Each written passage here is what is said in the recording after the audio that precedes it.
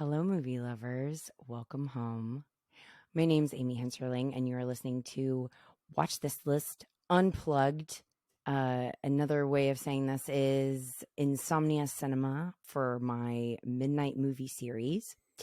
Tonight, episode 2 is with my dear friend Christopher, whose handle on Letterboxd is Ziglet_MIR. I'm making him say it because I didn't want to mispronounce or misspell. So good job. Thank you. Affectionately called Zig, really, I would say. That's what everybody calls me. Okay, that's what everyone calls you. Okay. Yeah. So Zig, Christopher. I call him Christopher, but you could probably call him Chris if you'd like. You can call me Christopher too. Or you can be like me and be cool and do full name. Yes. Christopher is here to chat about a midnight movie called The Trip, which is 1967 Roger Corman.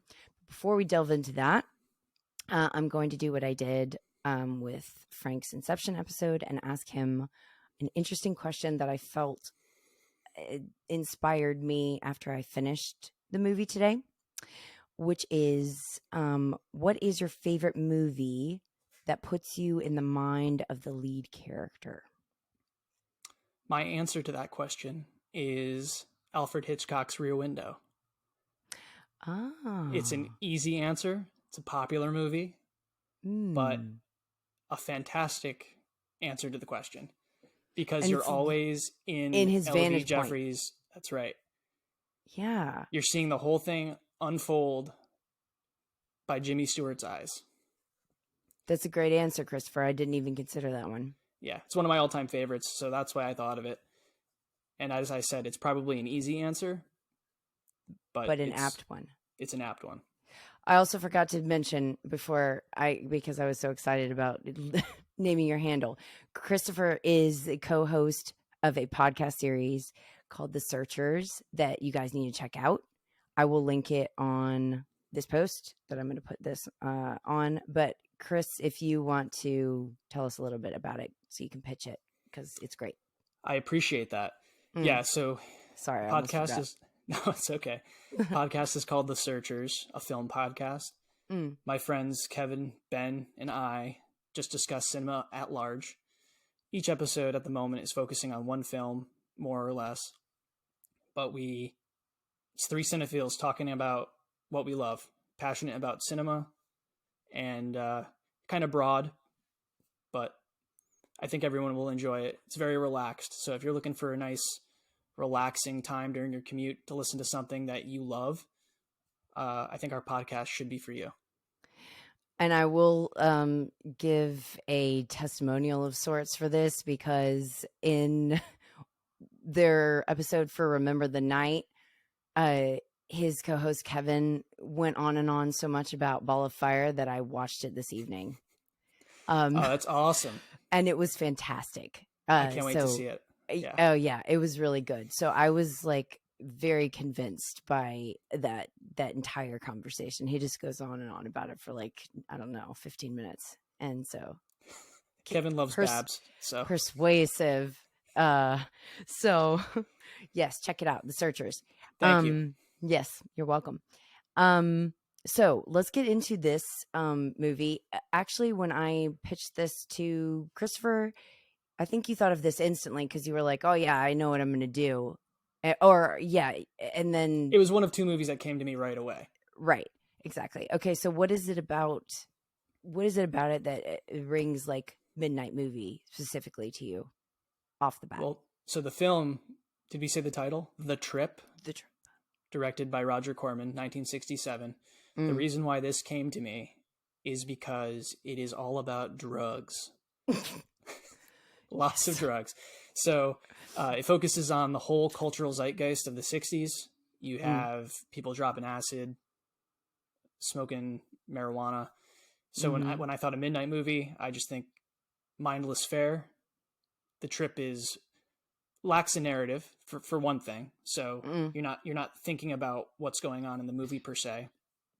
And it's a lot of visuals. Lots and lots and lots of visuals. Yeah, and it's actually the screenplay is by Jack Nicholson, That's right. which is not much of a screenplay if we're honest. It's not really very dialogue heavy.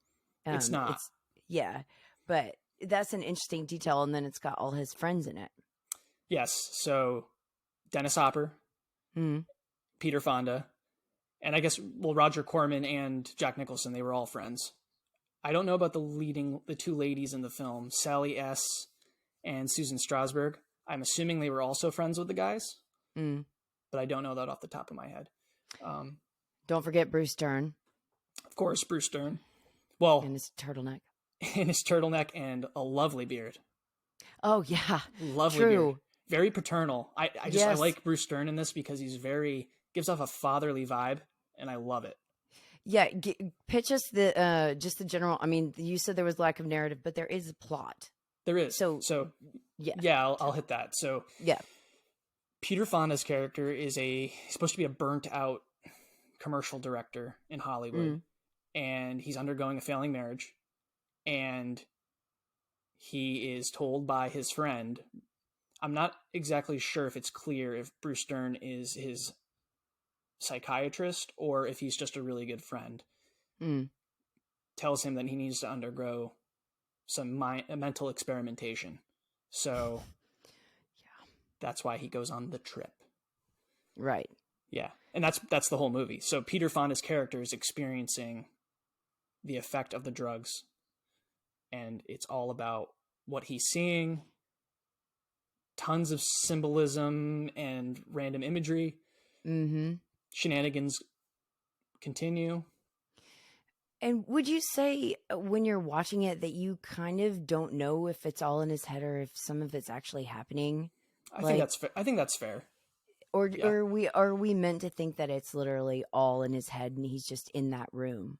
Because I mean, it's not even spoiling it to say, like, what is your interpretation? Because it's not necessarily answered.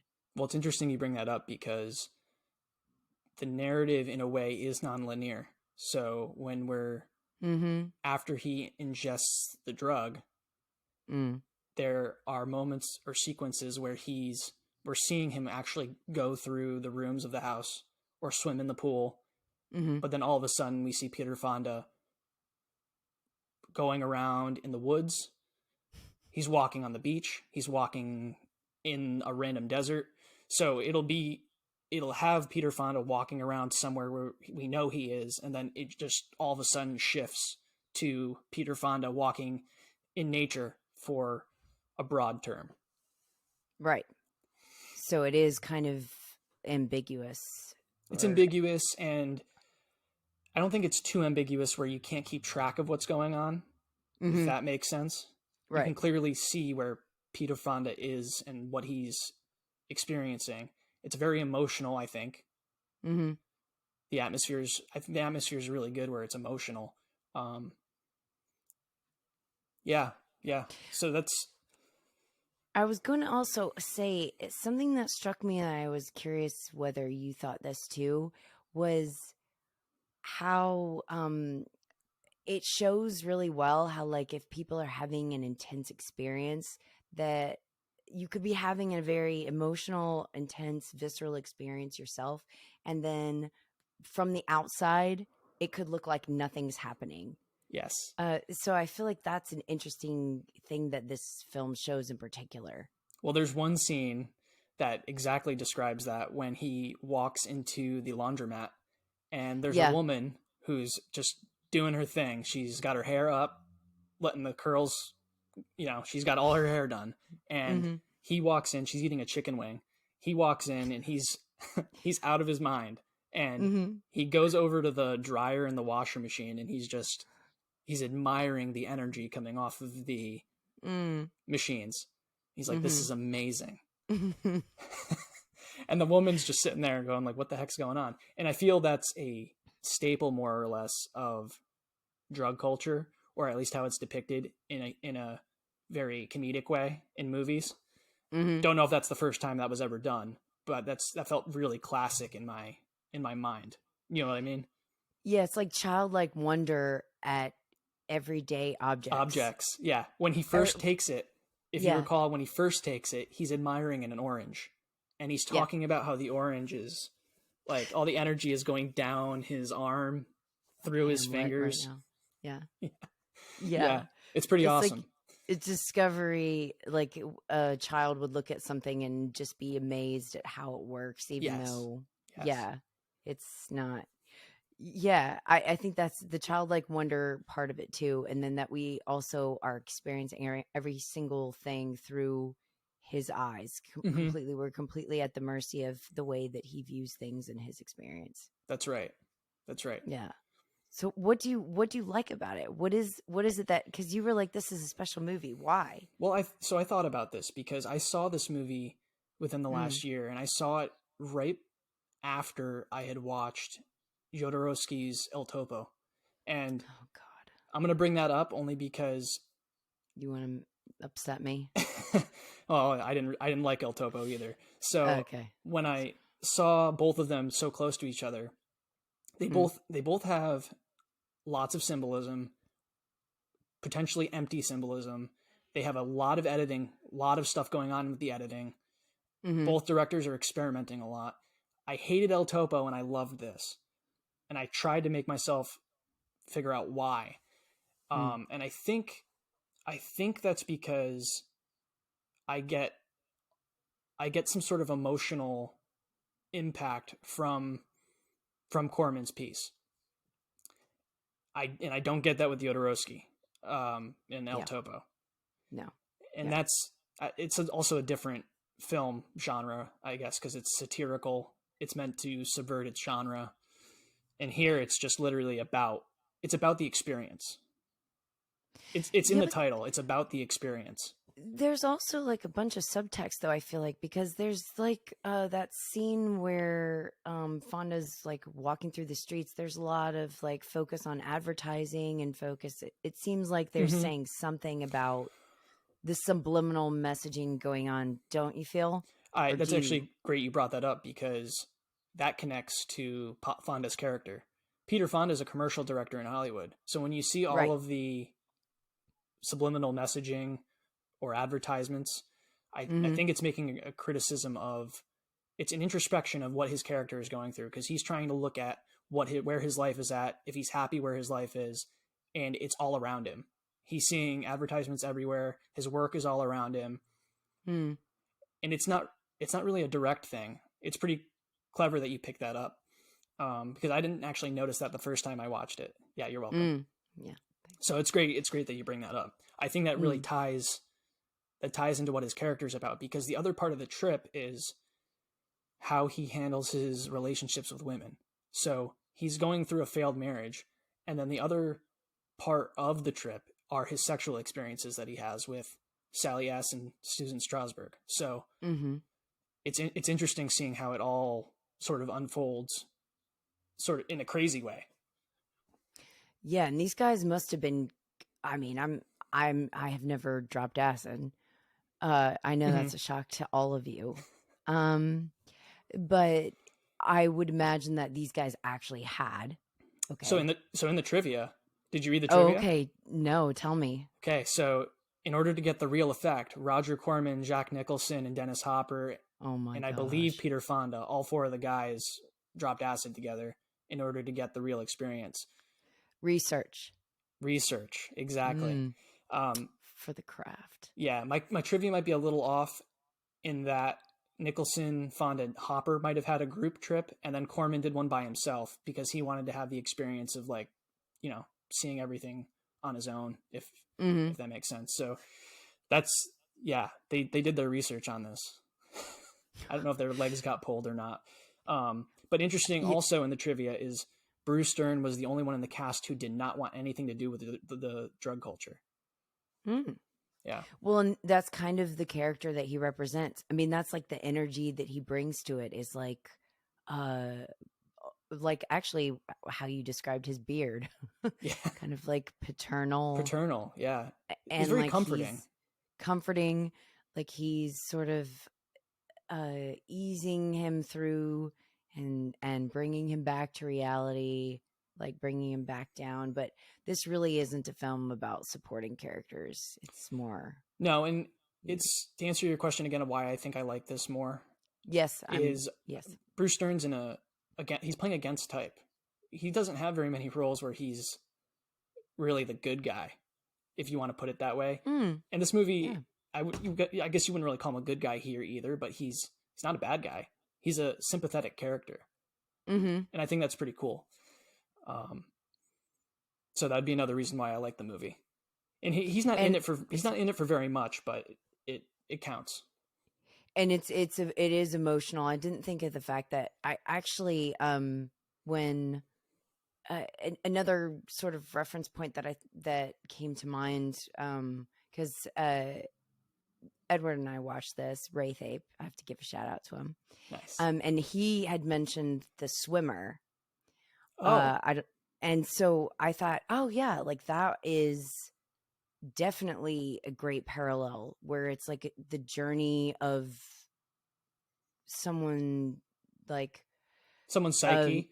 It's a male character going through something like that. Yeah. And to take it a step further, it's examining a male psyche during that same cultural time in the 60s.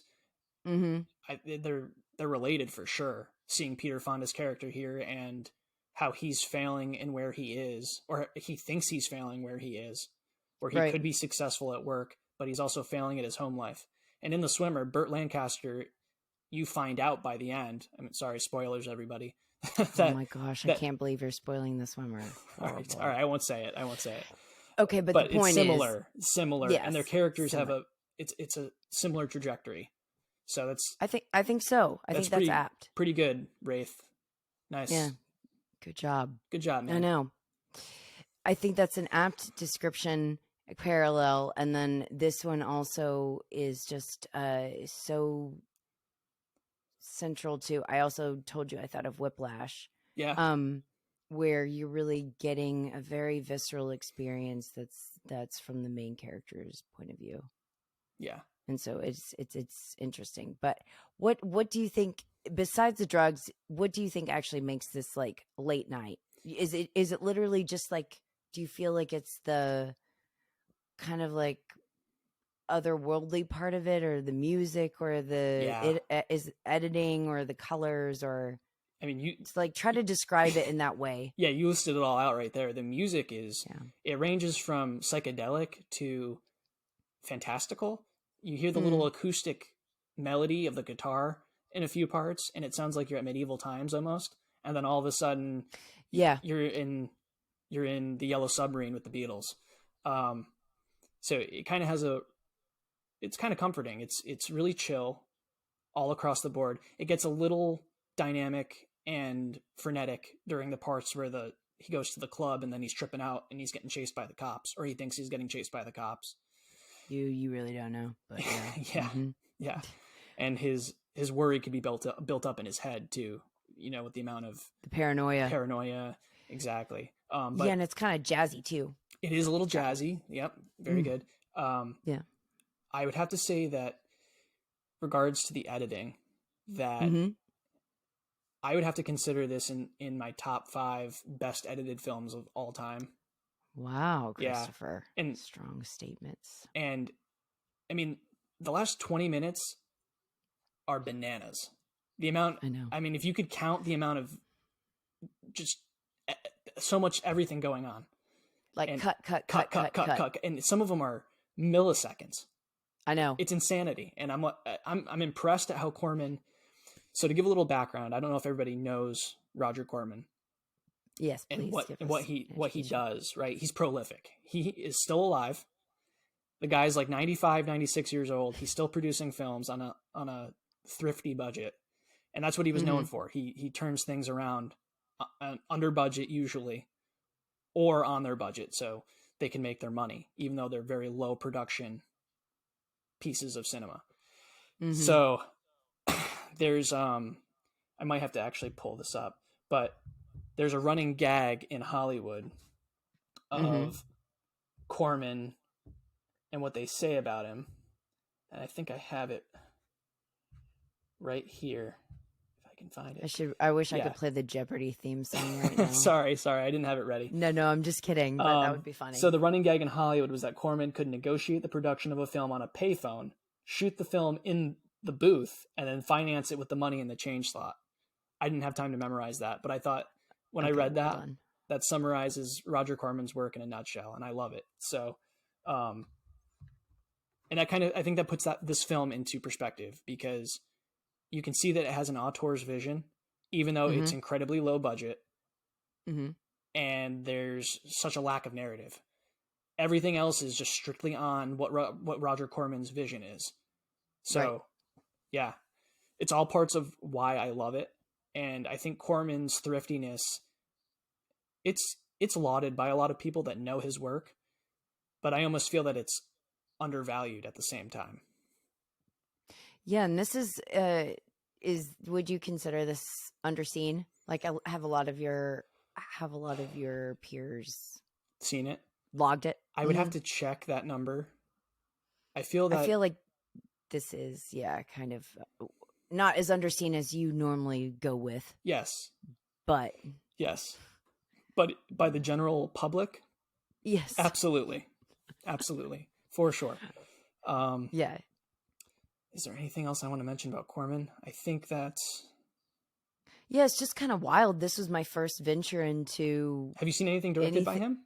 No, I had not. Okay. And this was very unique, but I felt that it seemed more Nicholson, Honda, Hopper, like Easy Rider is what it brought me to, rather than sort of how it was made. I was kind of distracted by that sort of camaraderie aspect of it. But I would probably have to watch more of his stuff to get to know like him as a director. Well, so I haven't seen a ton of his work.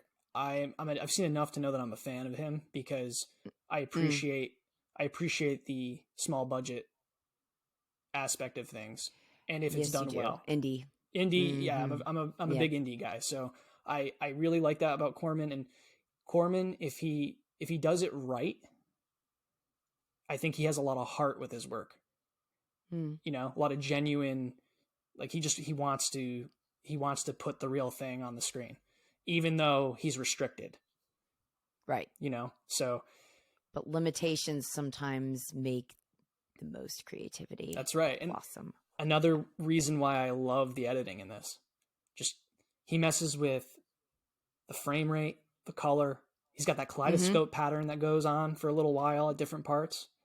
Yeah. The filters. He's got some pans and some zooms. Yeah. Okay, so Christopher, you are saying that this is a midnight movie, so this might be an odd question for me to ask everybody, and it's probably more of a question for me, but I'm still going to do it every time because I think it's funny. How midnight is this movie? If you had to give a time, would you put it at exactly midnight, or would you put it before or after? If I had to give a time, it's got to be either midnight or after midnight for sure. Okay, so midnight or later. Yeah, this is like 3 a.m. You just want to put something on and rock out to the atmosphere. This movie's got you. Okay. I felt that this movie should be over at midnight. So I would start it at it's pretty short run time. I'd say like 10:30. Be like a 10:30 movie? It's like a 10:30 movie because I want it to like end at midnight. That way you're kind of sitting there. It's not light coming in or anything. You're still in the dark. It's still enough time for you to get a good night's sleep, but you're kind of like soaking it in, thinking about it, ruminating. Yes. That's kind of how I feel about it, instead of it like ending at 3 a.m. That's fair. That's my assessment. It's a good argument. Yeah. So I'm going to be very particular about this. Actually, start this movie at 10:32 p.m. This is a 10:32 p.m. film. On the nose. On the nose. Sharp. Yeah. Don't be late. Yeah. Experiencing the trip. The trip. Yeah. 1967, The Trip. Yes. Zig, Christopher, it's been a pleasure. This is so quick. Thank you for having me on.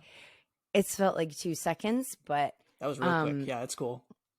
Yeah. And I'm still learning how to do everything. So I appreciate everyone who has agreed to join me for this sort of after dark series. After hours. Which no, it's after hours. Is that what you want to call it? After hours? Well, after dark seems. I think that's something that you suggested initially. Okay, okay. A little bit better, but thank you for being on with me, Christopher. Everyone, follow him, please, and we'll see you at the movies.